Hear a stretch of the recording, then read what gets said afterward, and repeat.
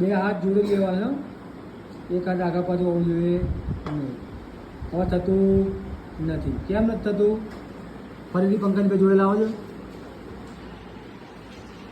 બરાબર. હવે આ પાછી બે આંગળીઓ પોતાના સ્થાને જશે નહીં. પહેલેથી કરજો પંકજભાઈ. જો અહીંથી આપણે છેડો લીધો ભાઈ, બરાબર. હવે ધીરે ધીરે બે આંગળી વચ્ચે લાયા. જો અહીંથી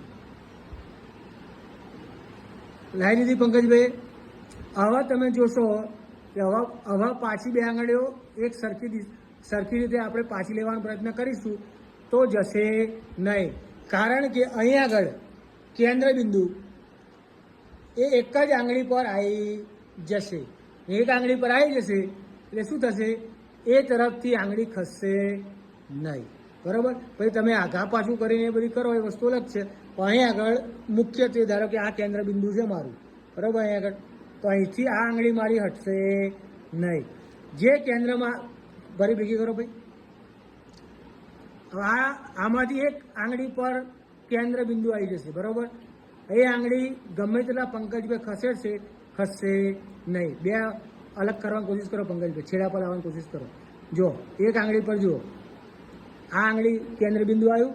હવે અહીંથી આગળ ખસશે નહીં. તો આ એક જાતની પ્રવૃત્તિ છે. આભાર પંકજભાઈ.